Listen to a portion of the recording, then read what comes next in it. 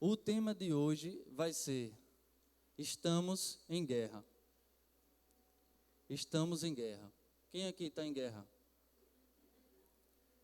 E se eu perguntasse para vocês que tipo de guerra vocês estão? Alguém conseguiria dizer? Só espiritual. Glória a Deus por isso. Irmãos, quando a gente fala que nós estamos em guerra, algumas pessoas podem não entender, mas nós passamos por diversos problemas, diversas situações na nossa vida, e que às vezes nós achamos que estamos em guerra, né?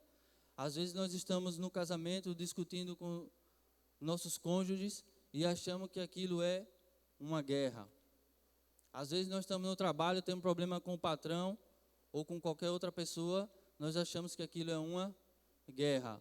Às vezes nós estamos doentes e na luta ali pela cura, e às vezes nós achamos que estamos em guerra. Mas ainda temos outros tipos de guerra que podemos falar, né? São as guerras que existem no mundo. Todos nós sabemos que houve uma Primeira Guerra Mundial, onde morreu 30 milhões de pessoas.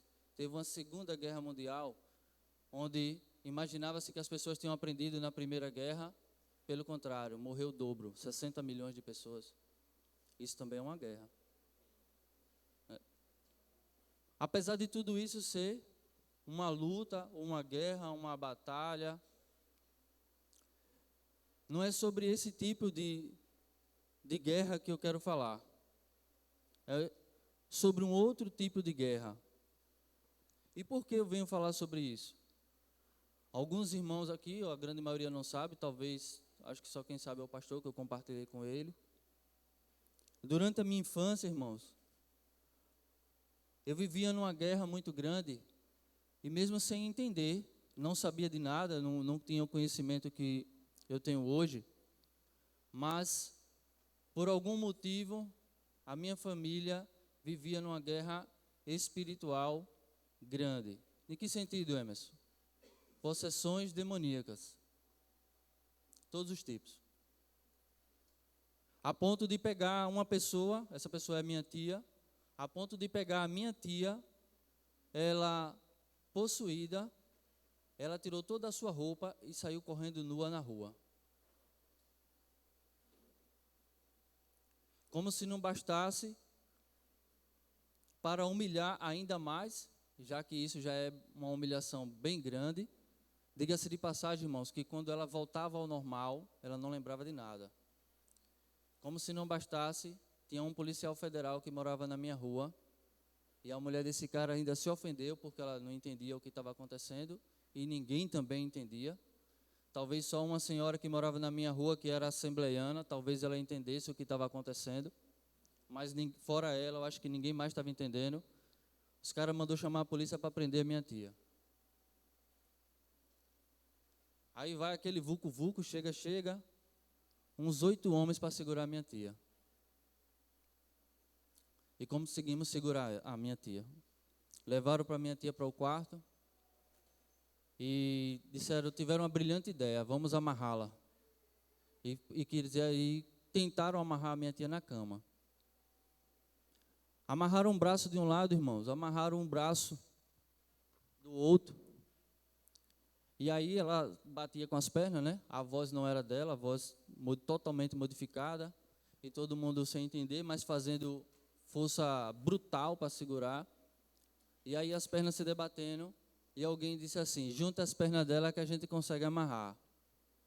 Que posição ela ficou, irmãos? Oi? Posição da cruz.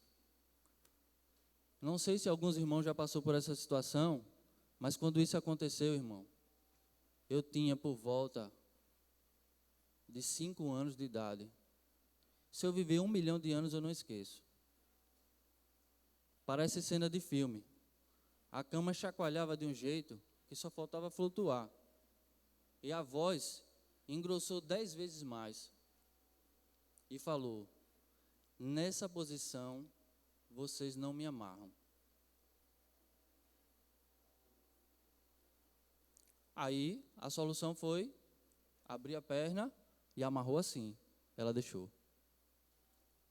Por que eu estou falando isso tudo para vocês? Porque aquilo me marcou.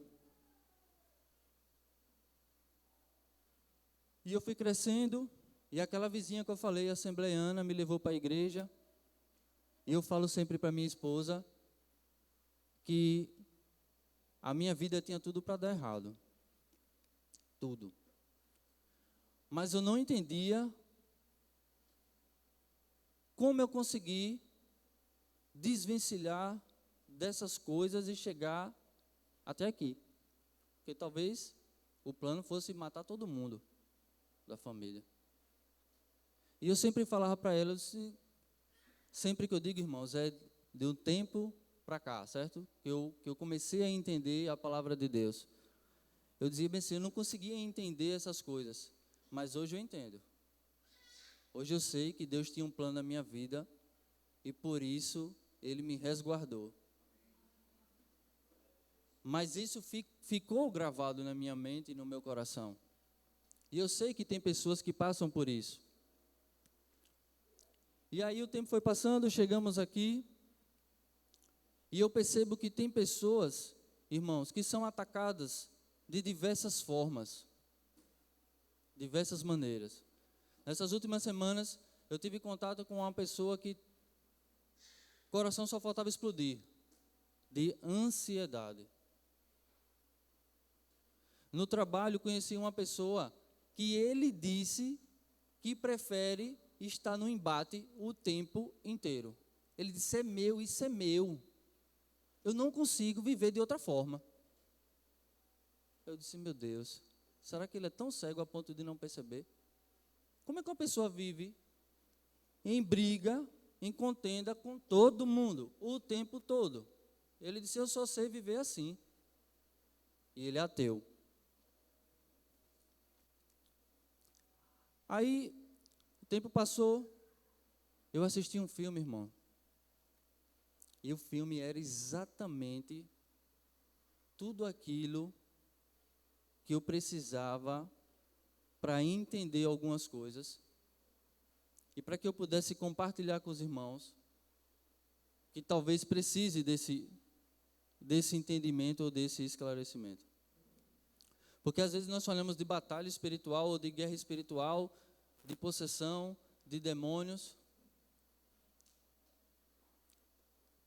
E, acredite ou não, tem irmãos crentes que não acreditam no demônio.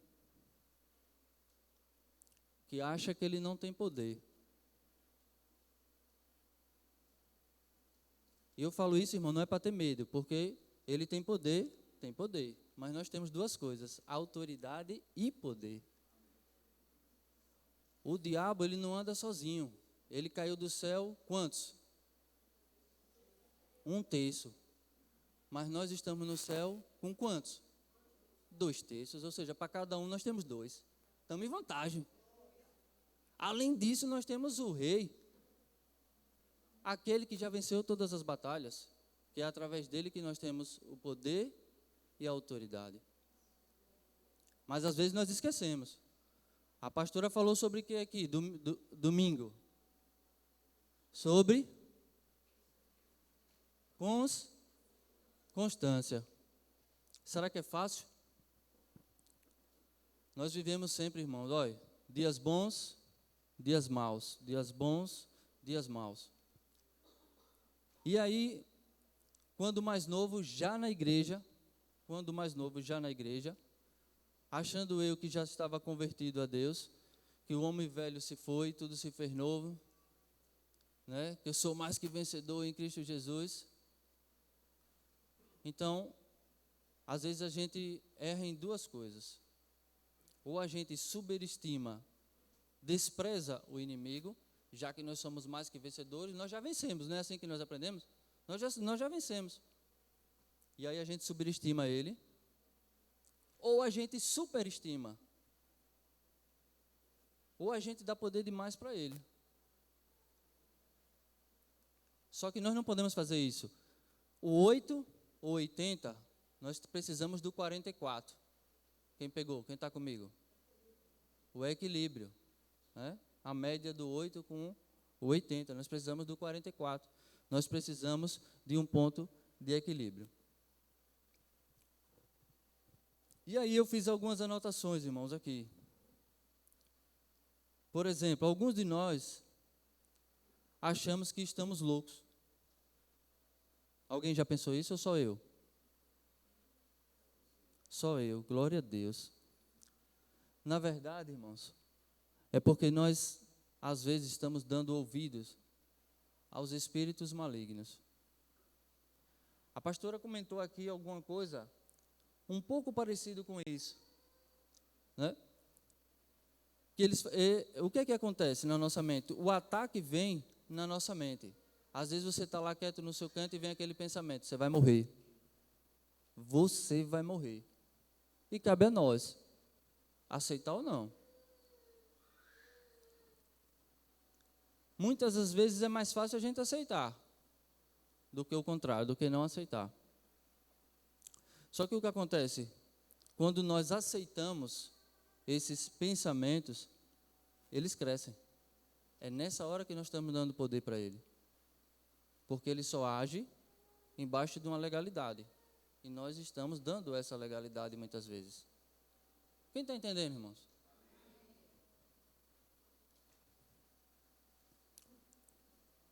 A palavra de Deus nos ensina que temos autoridade e poder sobre esses espíritos malignos.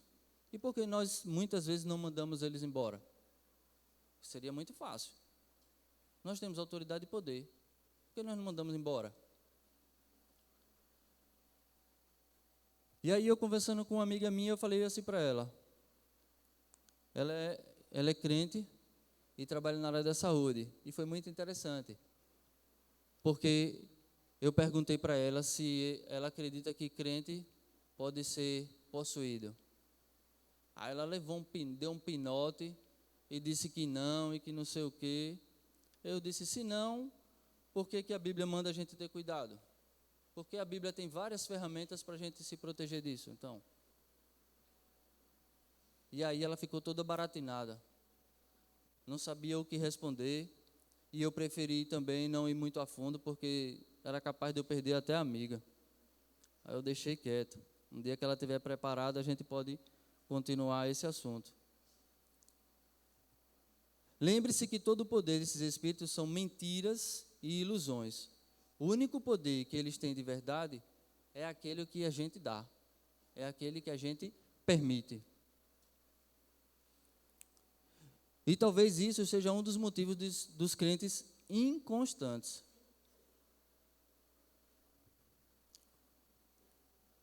Aí eu escrevi aqui, irmão, que foi a partir daí que eu comecei a entender que ficar livre é diferente de permanecer livre. São duas coisas completamente diferentes. E também eu aprendi que anjos e demônios viajam na velocidade do nosso pensamento. E aí eu disse, então,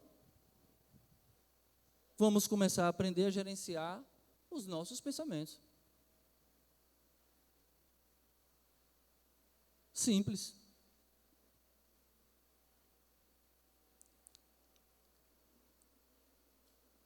Uma outra coisa também que eu percebi, irmão, é que o mundo espiritual opera por fé.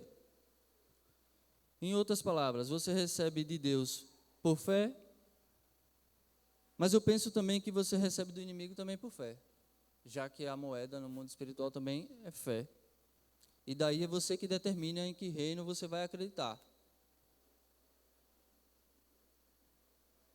Amém? E eu não sabia nada dessas coisas.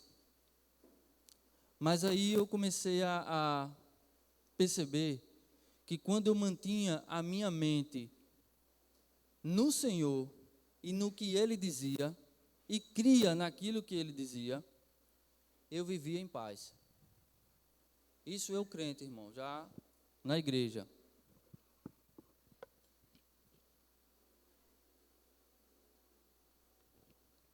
Quando eu estava conectado com as coisas de Deus, eu vivia em paz. Mas quando eu dava as costas, já vinha outros milhões de pensamentos. e aquilo atrapalhava a minha vida. Então eu vivia aqui, eu estou 20 segundos bem com Deus e o restante do tempo eu estou ruim.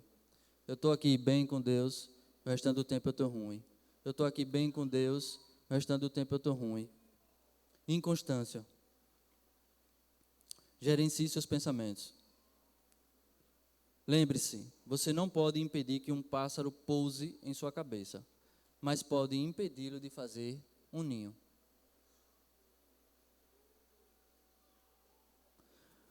E para não ficar só nessas palavras, vamos abrir aí Efésios, capítulo 6, versículos de 10 a 13.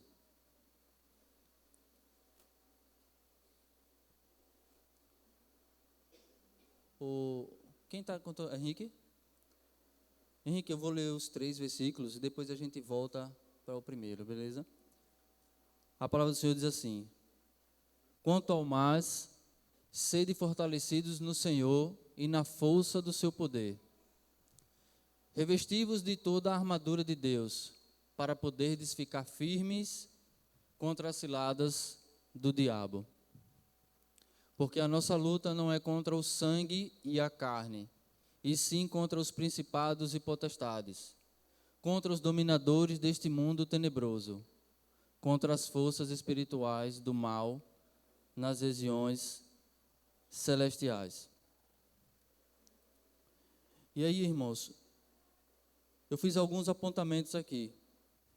A vida cristã não é um parque de diversões, nem muito menos uma colônia de férias.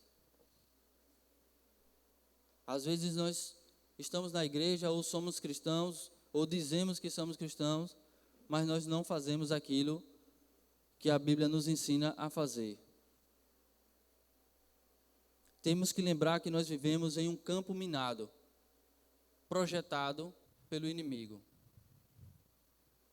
E ele tem tempo para te observar. Ele está te observando o tempo todo. E essa luta é uma luta sem trégua. E que não tem campo neutro. Ou você é guerreiro, ou você é vítima. Você escolhe. Para os mais velhos existia um quadro antigo chamado Os Dois Caminhos. Não sei se alguém já teve esse quadro ou já viu. Era bem interessante. Do lado direito ele tinha um caminho bem estreitinho, bem íngreme, que subia assim como se fosse para umas montanhas, dizendo que era simbolizando o caminho que levava ao céu. E no outro da esquerda tinha um caminho bem largo. Aí tinha cinema, shopping, festa, não sei o quê. Tinha vários pontos escritos essas coisas. E embaixo, na bifurcação, tinha umas 6 ou 7 pessoas. A ideia que o quadro passava era que aquelas pessoas estavam sem saber para onde ir. Só que existe um erro ali. Porque não existe pessoa sem saber onde ir. Ou você está em um, ou automaticamente você está no outro. Então, se aquele quadro fosse feito novamente com uma pessoa que entendesse isso, não teriam aquelas pessoas ali embaixo. Só teriam pessoas ou em um caminho ou no outro caminho. Até salvei essa imagem, mas eu acabei esquecendo de trazer para mostrar para os irmãos. No mundo todo existem lutas, irmãos. Mundial, étnica, tribal, religiosa, ideológica, partidária e etc.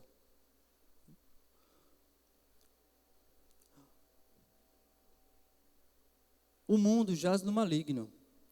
As coisas do mundo tentam nos corromper a qualquer custo. Tentam distorcer a verdade e transformar o pecado em algo apetitoso, vantajoso e proveitoso. E como se não bastasse, ainda temos um terrível inimigo invisível.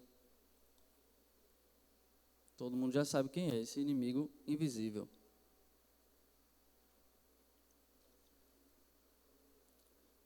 Ele é invisível, porém real. E é um inimigo que nós não podemos lutar com armas carnais. Não adianta a gente ir ali comprar uma metralhadora, um canhão para lutar com esse inimigo. Precisamos de armas espirituais para lutar contra esse inimigo. Contra quem é a nossa luta? Antes de falar contra quem devemos lutar, Paulo deixa claro contra quem não é a nossa luta. E aí, muito obrigado, glória a Deus. Eu pedi, irmãos, para ele deixar o texto aqui sempre projetado, porque daqui a pouco eu vou pincelar várias palavras aí, e peço que os irmãos prestem atenção, não cochile não, viu? Se cochilar já sabe, perdeu a guerra. Cochile não. Nossa luta não é contra a carne ou sangue, ou seja, não é contra pessoas.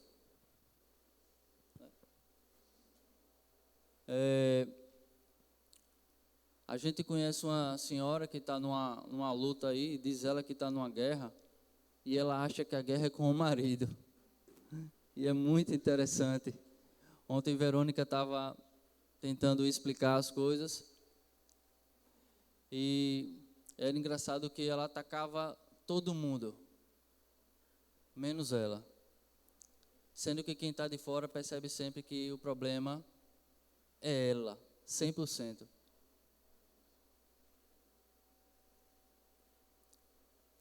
Mas ela ainda continuava achando que o problema dela era o marido dela.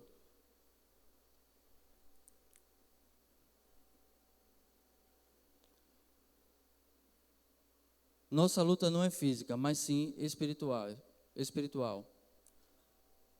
Muitas vezes o povo de Deus sofre terrivelmente por não entender contra quem está lutando. E imagine vocês numa guerra onde você tem soldados de um lado e soldados do outro, mas você não sabe quem você tem que atacar. Você está atirando aleatoriamente. Você está mandando míssil, foguete, tiro, porrada e bomba no vácuo. Você não sabe. Qual o risco que tem isso? Você pode estar atacando seu próprio irmão. Você pode estar atacando o próprio companheiro seu de guerra. Ou você pode estar até se auto-machucando. Esse é o perigo da gente lutar sem discernir quem é o nosso inimigo.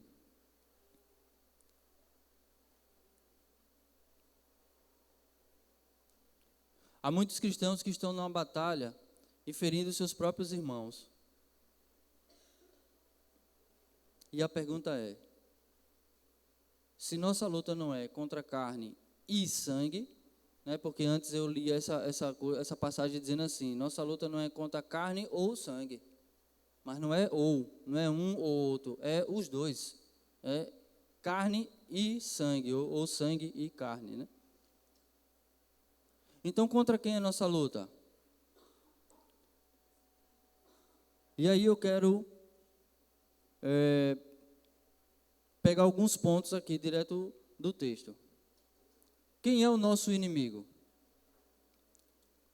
O apóstolo Paulo descreve nosso inimigo de forma clara. Não podemos lutar contra quem não conhecemos. E quais são as características desse inimigo?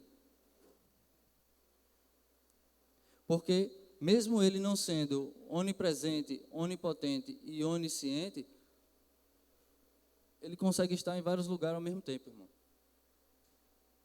Porque ele não está sozinho. E ele tem tempo para nos observar. Saber quais são os nossos pontos fracos e os nossos pontos fortes.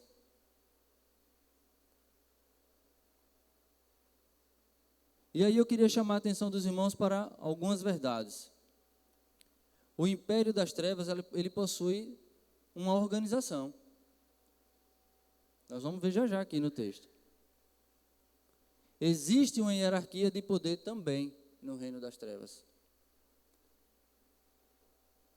E o império das trevas, ele articula-se contra nós, povo de Deus.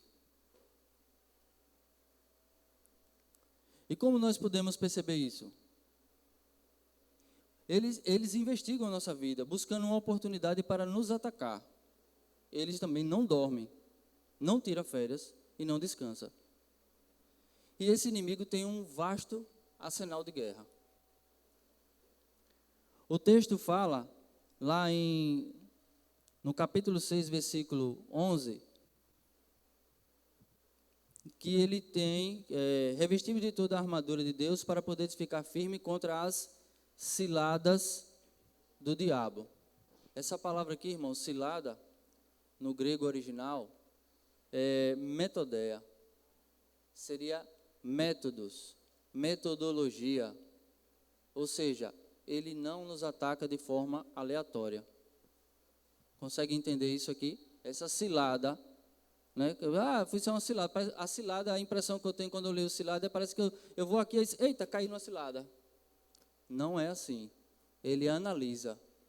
Ele sabe o seu ponto forte, ele sabe o seu ponto fraco. E ele tem métodos para atacar. Não seja bobo.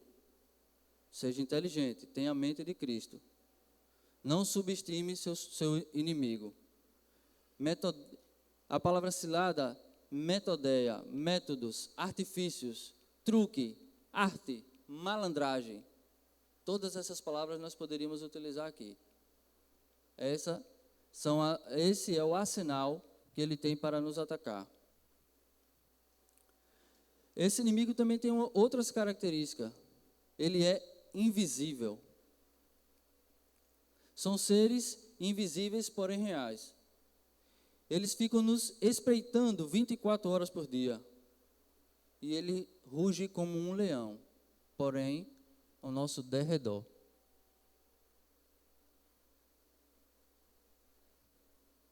Ele escuta cada palavra que você fala. Vê cada atitude que você toma. E acompanha cada ato que você pratica escondido. Ainda que você ache que está escondido. Quando eu digo você, é eu também, viu, irmão? É porque você fica mais fácil para falar aqui. Quando eu digo você, eu estou no bolo. Eu sou povo de Deus também. Ele é um inimigo espiritual. Você não pode guerrear contra ele com armas carnais. Ele não pode ser destruído com bomba atômica. E ele age de forma covarde e inesperada.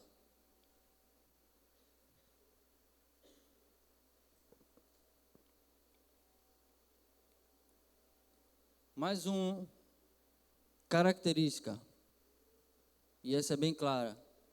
O inimigo, ele é maligno. O inimigo, ele é maligno. A Bíblia o chama de Satanás, assassino, ladrão, mentiroso, destruidor, tentador, serpente, dragão, Abaddon e Apolion. Seu propósito é roubar, matar e destruir. Por quê? Porque ele já sabe que está sentenciado. Ele já perdeu.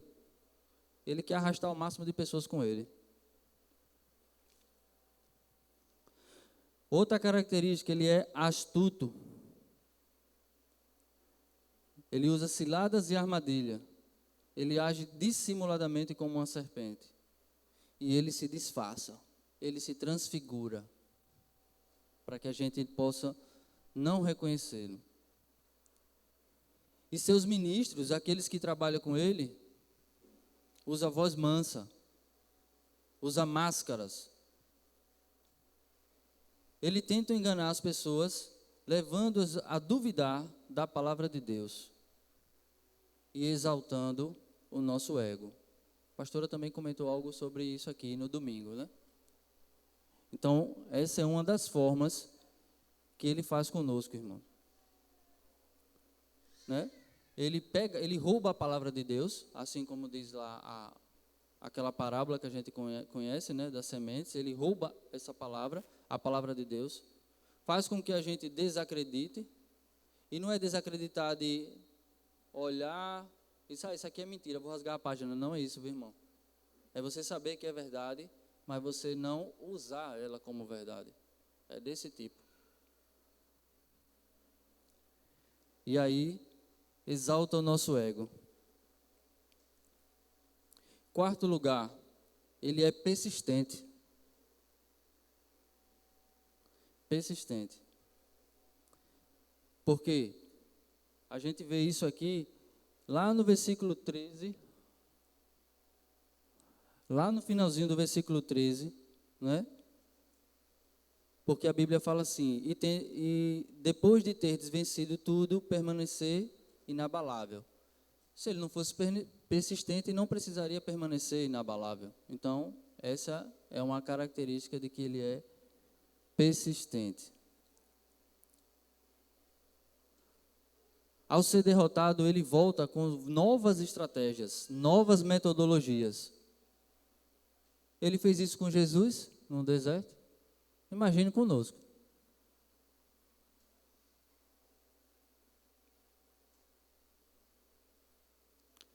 Ele fez assim com Jesus. Ó, eu botei aqui alguns exemplos, irmão. Foi assim com Jesus. Elias fugiu depois de uma grande vitória. Sansão foi subjugado pelos filisteus. Davi venceu exércitos, mas caiu na teia da luxúria. E Pedro caiu na armadilha da autoconfiança. Imagine com nós. Imagine, irmãos. Se ele tentou Jesus. Quinto lugar, ele é oportunista. Precisamos nos manter firme, porque ele sempre procura um novo jeito de atacar. Quando o crente deixa de usar toda a armadura de Deus, né, a palavra diz assim, revesti-vos de toda a armadura de Deus. Não é uma parte da armadura de Deus, é toda. Quando o crente deixa de usar toda a armadura de Deus, ele encontra uma brecha. E ali, irmãos, ele pode fazer um estrago. Eu estava lendo um livro, e aí o autor do livro, ele é pastor. Ele disse que, cansado, recém-casado, chegou em casa ele era gerente de uma oficina mecânica. Chegou em casa, deitou na banheira para tomar um banho e descansar, e ele disse que ouviu uma voz na mente dele muito forte, dizendo, você vai morrer. E ele falou bem assim, todo mundo sabe que a gente vai morrer. Eu sei que eu vou morrer. E aí ele meio que levou aquela voz nesse sentimento. Mas todo mundo sabe que vai morrer? Não, isso é só um pensamento bobo da minha cabeça. Só que de repente, irmão, ele percebeu que aquela voz tinha um tom diferente. E aquela voz começou a oprimir ele cada vez mais. E ele começou a gritar por socorro. Socorro, socorro. A mulher dele grávida de 8 meses, uma gravidez bem conturbada, teve que sair correndo para ajudar o cara. O cara gordinho, pesado, arrasta o cara para o sofá. E aí começa a ferir pressão, não sei o que, liga para o médico ajuda, vai de lá pelo telefone. Aí ela diz, se ele está tendo um ataque cardíaco. Aí o médico disse, verifica a pressão, faça isso, faça aquilo e tal. O médico falou, não é. Ele simplesmente está tendo um ataque de pânico. E aí ele continua relatando que aquilo foi evoluindo na vida dele. Por quê? Porque ele deixou crescer, irmão. Ele deixou crescer.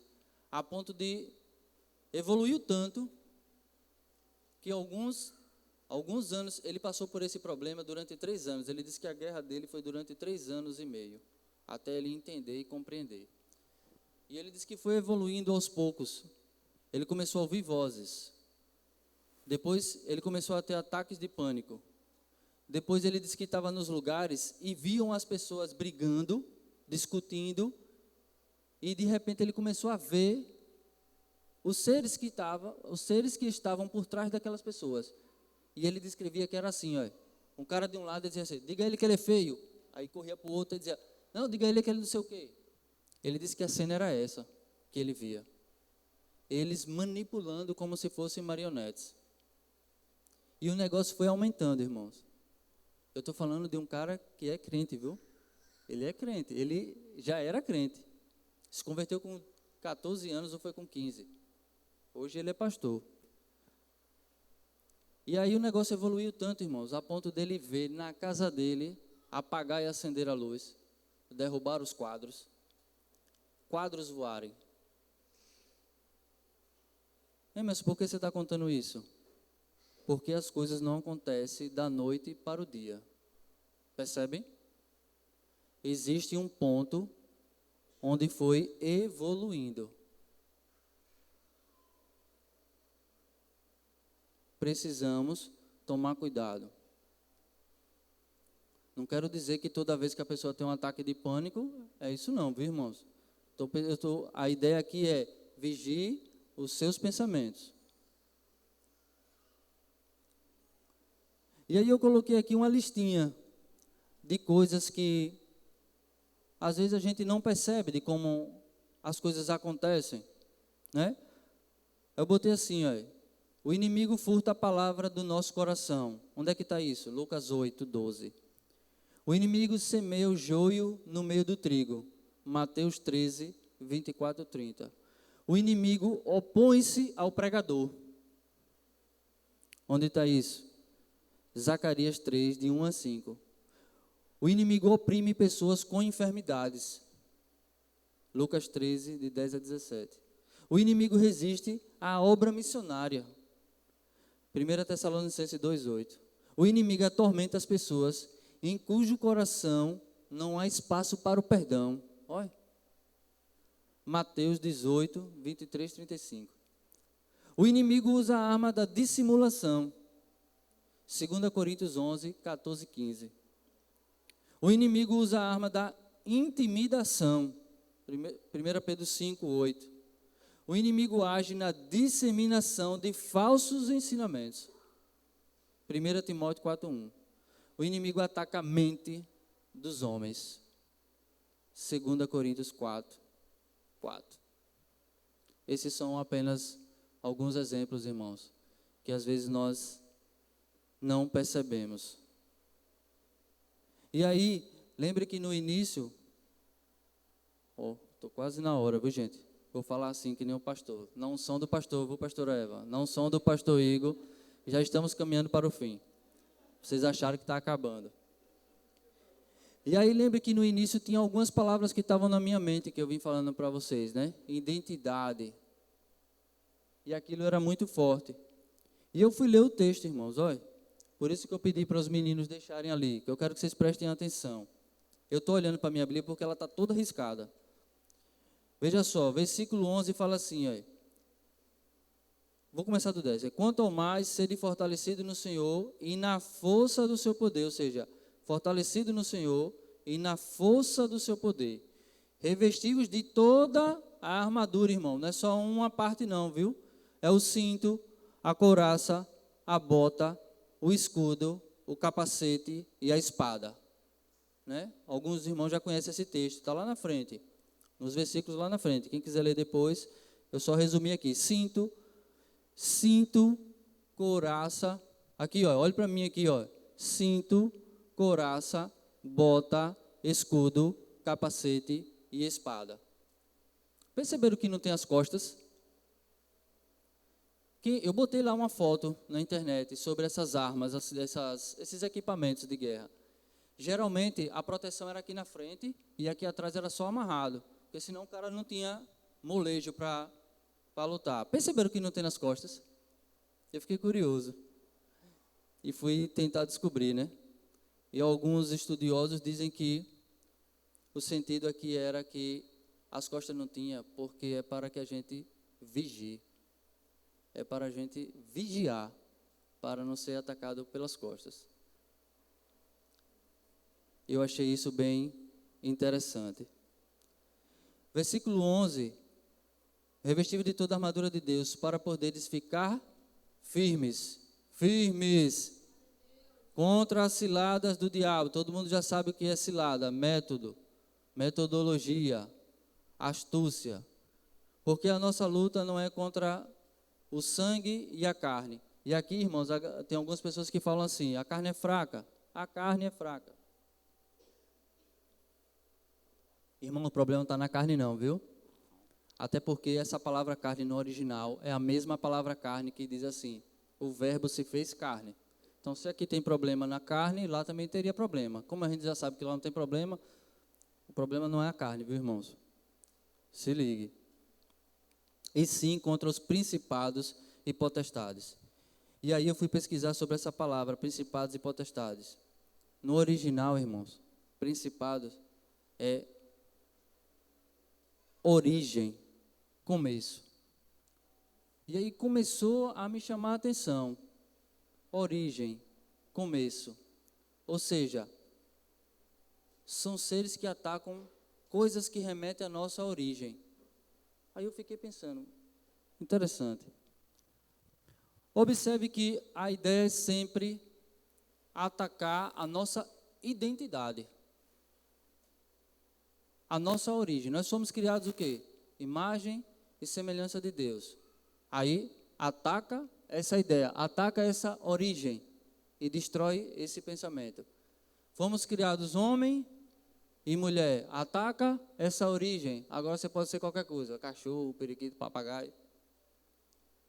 A família foi criada como? Pai, mãe, filho. Ataca a origem e muda essa estrutura. Pode ser coincidência, irmãos. Pode até ser coincidência.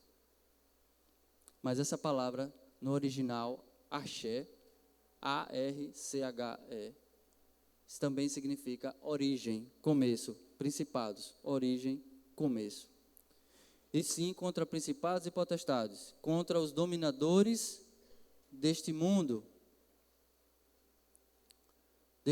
tenebroso, contra as forças espirituais do mal nas regiões celestiais. Como é que esses caras estão nas regiões celestiais? Se quem está no céu, o céu é a morada de Deus. Alguém já pensou nisso?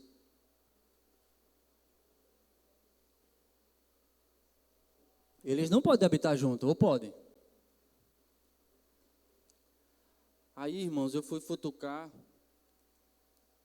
Aí eu vi um pessoal explicando, né? Que tem o primeiro, o segundo e o terceiro céu. O terceiro a gente já viu falar, né? O próprio Paulo fala do terceiro céu. Então, se tem terceiro céu, tem primeiro e tem segundo, pela lógica. E aí eu vi que um estudioso aí explicou que o primeiro céu é aquele que nós enxergamos. O segundo céu é onde estão esses seres tenebrosos, seres malignos e forças espirituais do mal. E o terceiro céu é a morada de Deus. E isso não é aleatório. Ele está acima, o terceiro está acima do segundo, e o segundo está acima do primeiro. Só que aí tem um detalhe interessante. Enquanto nós não conhecemos a Cristo, nós habitamos nesse primeiro céu, nesse mundo, esse primeiro que a gente enxerga. No momento, depois que a gente aceita a Cristo, nós somos o quê? Nova criatura. E é interessante que essa palavra nova, no original, irmãos, eu fui ver, é como se fosse a palavra protótipo. Ou seja, protótipo é algo completamente novo. Não é só modificado. É algo completamente novo. Ou seja, você só tem um protótipo de uma coisa que é nova. Para que eu vou prototipar algo se ela já existe? Eu só faço um protótipo de algo totalmente novo. Eu achei isso extremamente interessante e queria compartilhar com os irmãos. E quando a gente se torna essa nova criatura, esse novo protótipo, nós passamos a ter um novo céu, que é o terceiro. Ou seja, irmãos, nós podemos conectar o primeiro céu com o terceiro céu. A palavra tem poder.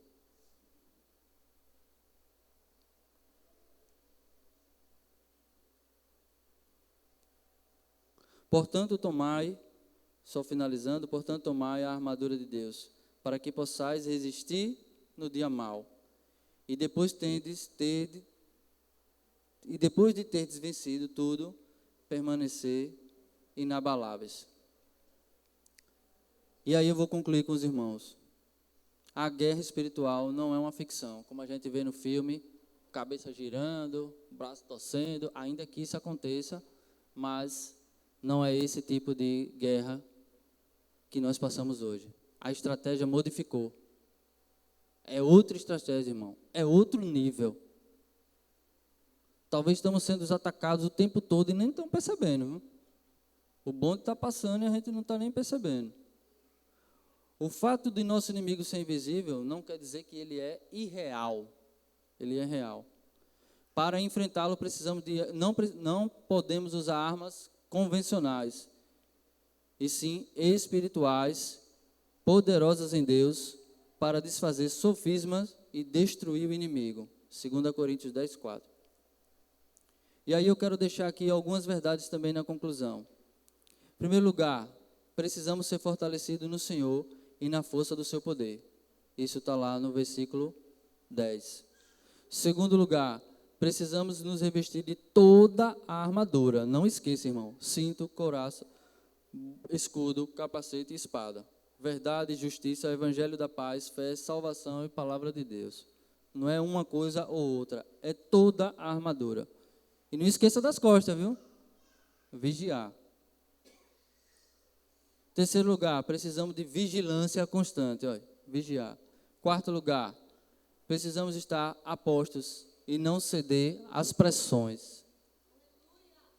Quinto e último lugar, precisamos continuar atentos, mesmo depois de uma vitória consagradora, porque a Bíblia fala que a gente precisa permanecer. Então, vença, mas permaneça. Seja constante. Acredite. Deus lhe deu poder e autoridade. Nós somos maioria. Nós temos 2/3, ele é apenas 1/3. Nós já somos mais que vencedor. Ele já perdeu. Não se deixe levar. Não se deixe ser enganado. A Bíblia diz que nós temos a mente de Cristo. Nós temos a mente de Cristo. Transformai-vos pela renovação da vossa mente. Era essa a palavra que eu queria compartilhar com os irmãos nessa noite. Amém. Não sei se os irmãos conseguiram compreender onde eu queria chegar, mas foi essa palavra que Deus falou comigo e eu tenho certeza que não foi à toa.